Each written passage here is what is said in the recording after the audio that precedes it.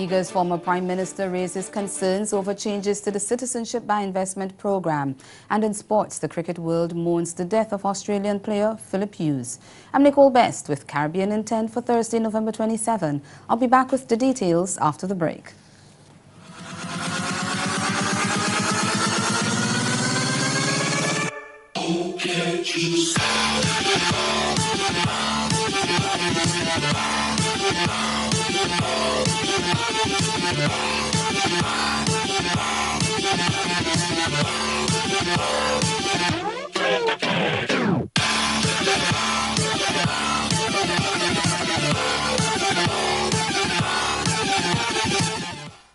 We are on Facebook. Join the growing Caribbean community today. Go to www.facebook.com/Caribvision. Be a part of our online family, whether you are located in Canada, the USA, or even farther away. Caribvision is about what it means to be from the Caribbean, our culture, our lifestyles, our voices. Log on or switch us on. Caribvision.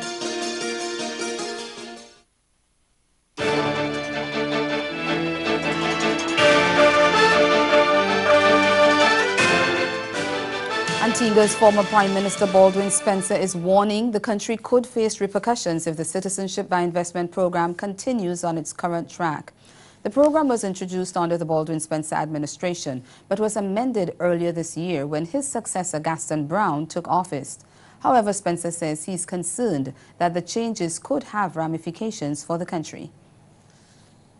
What they've done by these amendments is to create a situation where there is a lack of transparency, there is a lack of accountability, and there is no proper reporting mechanism and disclosure of information in relation to that. Their argument is that you have to do this in order to make the jurisdiction more attractive. In other words, not to disclose who get these passports, not to provide information, not even to Parliament.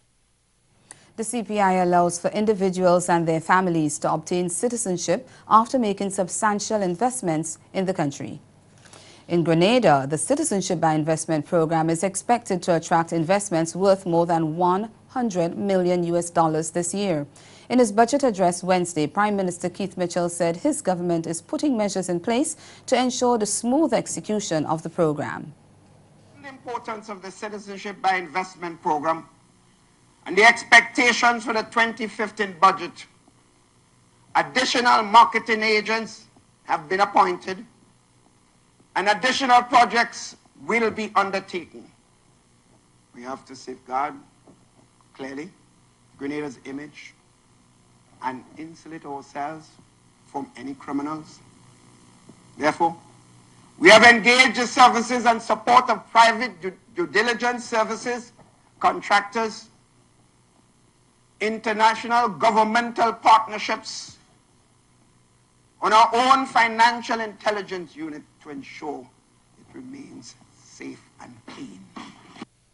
Grenada's Citizenship by Investment program offers foreign nationals an opportunity to gain Grenadian citizenship in exchange for a minimum investment of $200,000. The program is expected to provide an additional 690 jobs in 2015.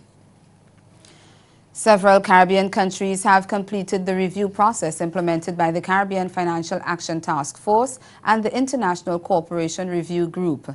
Guyana's Attorney General Anil Nanlal says Antigua and Barbuda, Dominica, Grenada, St. Kitts and Nevis, and Trinidad and Tobago have all graduated out of the CFATF review process.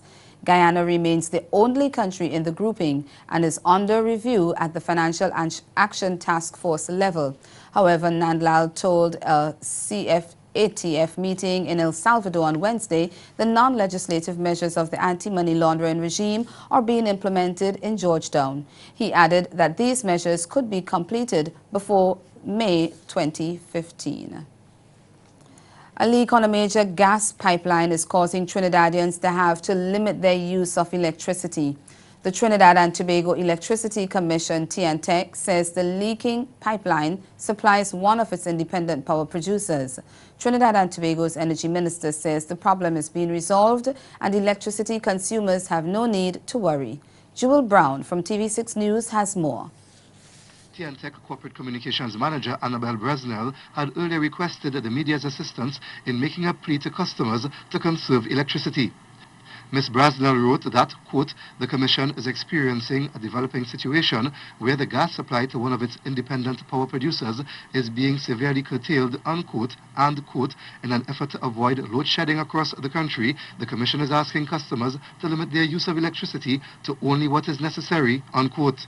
Ms. Bresnell also said in the release that, quote, the situation regarding the gas supply is just emerging and further details will be provided as soon as they are available, unquote. The minister said that while he cannot speak for TNTEC, he assumes that they are taking, quote, a conservative approach as they should, unquote. He said both TNTEC and the NGC are working together to ensure the situation is normalized. When we come back, we take a look at sport. Traveling the Caribbean has never been easier or more convenient. Go to liat.com for super savings on fantastic Caribbean destinations. Click on the specials page for the latest promotions and fantastic deals. Go to the quick reference button for travel tips and baggage info. Sign up for travel insurance, which covers your entire trip. And sample Zing, our in-flight magazine with news and features on people and places. Just go with liat.com. Hello, sports fans, and welcome to today's coverage of the National Collegiate Disc Golf Championships from North Augusta, South Carolina. We're proud to begin yet another broadcast season here on the Beat Sports Network. There they are, your National Collegiate Disc Golf Team Champions, Georgia Regents University in nearby Augusta. And the traditional champions plunge into the upper pond for Georgia Regents will complete their 2014 NCEGC experience.